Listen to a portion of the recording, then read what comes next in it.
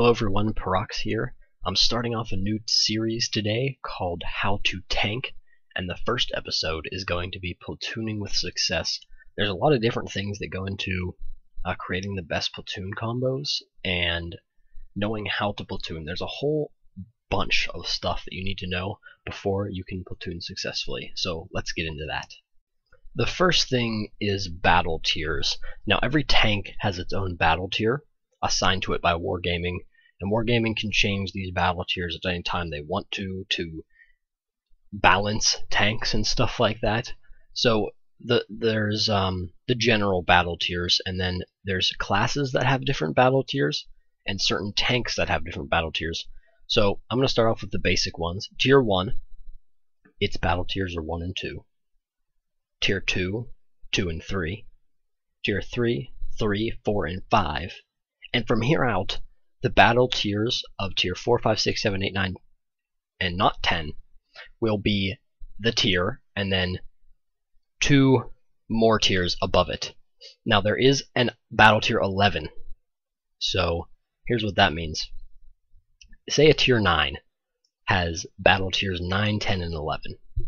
If it gets into a game with a battle tier of 9, that means it's going to be the top tank, and there will be tier 8s and maybe tier 7s along with it in that game.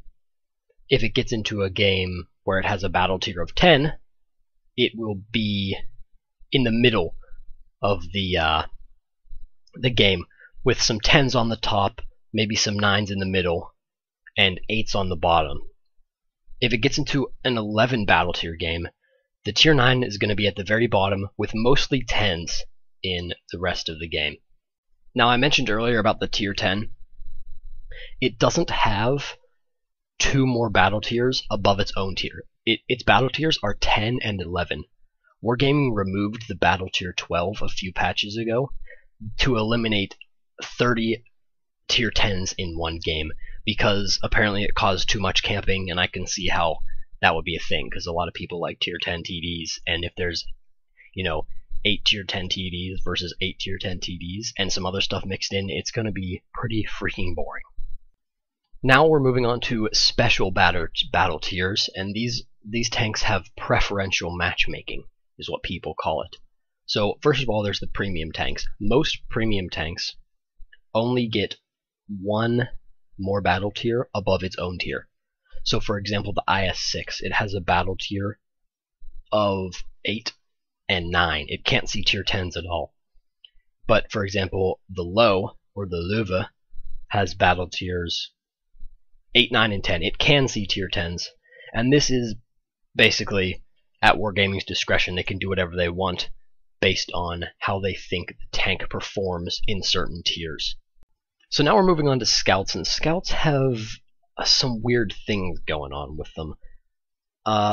It usually works like this. There's tier 4, 5, and 6 scouts is the general scout area.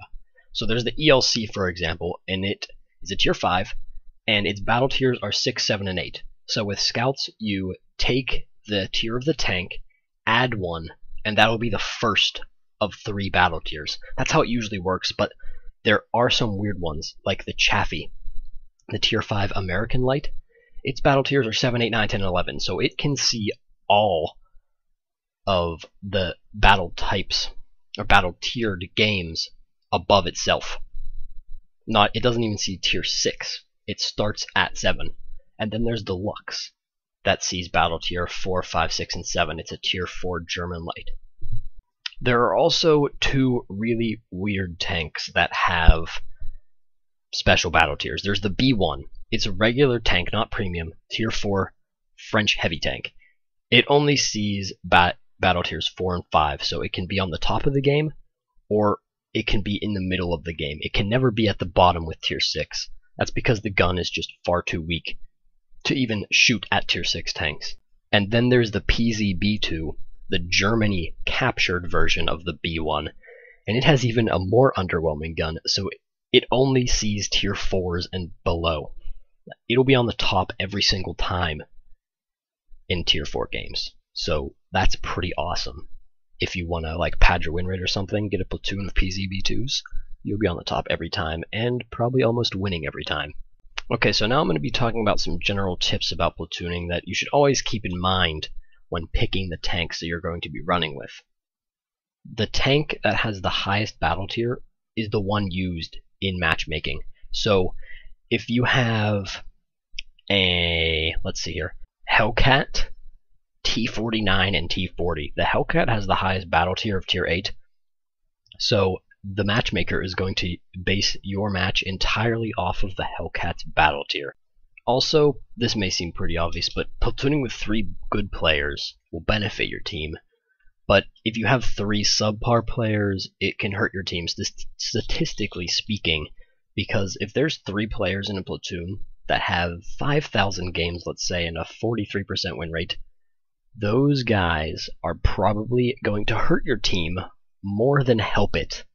Because anything below 50 is usually, not doing enough to win. So, and then 50 is, they're kind of there, sometimes good, sometimes bad. And anything above 50 is usually, they can help more towards your team's victory. And also, don't be afraid to ask your platoon mates to switch tanks if you're not comfortable with the current platoon composition. Like, if this one person has an M5355, and another person readies up an M5355, and you have an E75. I don't know about you, but I don't really want to play with 2 artillery, because that also guarantees artillery on the other team. So maybe I'd ask them to switch, play artillery another time, or something like that, just so you have a better time in game. And if you do choose to have, say, platoon of TDs, 3 TDs, you might want to consider swapping one of your tanks for a medium tank or light tank, because 3 TDs I wouldn't want to spot for myself in a TD. So a platoon mate in a light tank or medium tank can do that for me. That way I can save my HP, do more damage, and they can provide lights for me. So now I'm going to move on of things not to do when you're platooning. There's a thing called fail platooning. Now, this usually consists of a tier 1 being dragged up into a, say, tier 10, 9 or 8 game, or any game that is higher than tier 2 actually would be considered a fail platoon in that case. So if you have a T1, a Waffle, and a T92, worst platoon combo ever, by the way, the tier 1 is going to get dragged up because the Waffle and the T92 have the highest battle tiers. And this is what happens when you do that. There will be some people on your team who will think it's funny, and others who will hate you for it, because that T1 is taking up a spot that could be used by a tier 8, 9, or 10, therefore lowering your team's overall hit points and a tank that could actually do something in the game. Now, tier 1s can still do stuff in tier 10 games. They can spot for your team, but they don't have the best view range. So please don't do that in platoons. There's also a thing called clicking in, as it's usually referred to. This happens in clans a lot, where, say, there'll be a platoon of 1 people, a platoon of 3 people in one platoon, and 3 people in the other. They'll get in, say, the same TeamSpeak room, and they'll click in, where the leaders of both platoons will count down and click battle at the same time, hopefully getting on the same team. But I don't really like to do that, because if there's 2 platoons of 2 skilled players, usually the people playing in those platoons aren't equally skilled, so one platoon is going to have an advantage over the other. And if you get on the opposite team every single time you do this, the platoon with the lesser skilled players is going to lose a lot more often, and you don't really want that. You want to win by platooning and playing in public games, so that's why I say no to clicking in.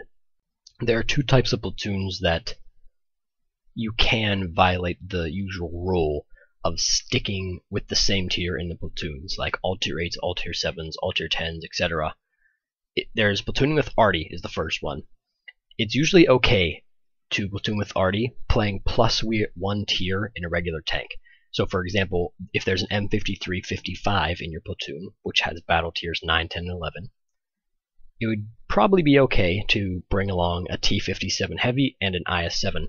those both have battle tiers 10 and 11, and you're eliminating the battle tier 9, so the Artie is not going to be max tier, and that's usually okay because Artie doesn't even have to get shot at. It can just rain death from above, and you don't really need to be max tier for that. But I would only do this if it's +1 tier. I wouldn't bring a tier 7 Artie platooning with tier 9s or even tier 10s, because then the Artie will have trouble damaging some of the more heavily armored tanks that you guys will meet by playing tier 9s. Now this one's a bit more tricky. It involves platooning regular tanks with premium tanks. If you're comfortable, you can go 1 tier lower than the tanks your platoon mates are using if they're premium tanks. This will take a more experienced player though, as you'll see higher tiers more often. But for example, if there's a platoon of 2 E25s, which have battle tiers 7 and 8, and a Hellcat, which has battle tiers 6, 7, and 8, you both have, or all three of you rather, have the highest battle tier of 8. So it's not really hurting you, but it's not putting you at the top tier ever. So if that's okay with you, if you want to, try some harder games up in tier 8, that's definitely one way to do it. Or any tier that involves you being 1 tier lower than your preferential matchmaking platoon mates. This is a very important rule. Do not bring a regular matchmaking tank with a tank that gets preferential matchmaking. For example, if there's 2 IS-6s in a platoon, which has battle tier 8 and 9, and a Löwe, or Löwe, which has the battle tier 8, 9, and 10, even though the Löwe is premium, it doesn't get preferential matchmaking. So you have the chance every game to drag your platoon mates up into a tier 10 game where the IS-6 can't even begin to penetrate tier 10s because it has the same penetration as the KV-1S at tier 6. Of course, the whole point of platooning is to have fun and play the game with your friends or clanmates, so there's a whole bunch of different options of fun platoon combos. There's 3 of any OP tank. For example, if you brought 3 T-57 heavies or 3 waffles, maybe all with the 150mm. You could also do 3 Hellcats. That's a good one too. 3 T-49s is also good. Anything really that you know is good, and just bringing 3 of them is going to be 3 times better. There's also, it's painful to say this, 3 Batchat 155-58s or 3 Conqueror gun carriage Arties. Although most people will hate you for this one because it's very trollish and no one really likes Artie in the first place. Okay, so I hope you learned a few things by watching this video. As always, you can go to Google and type in the tank that you're if you don't know what battle tier it is, and the wiki will come up. It'll tell you exactly what battle tier it is in case you're not so sure about what tanks your platoon mates are bringing or anything like that. But anyways, if you've enjoyed, leave a like, subscribe. I'll see you next time.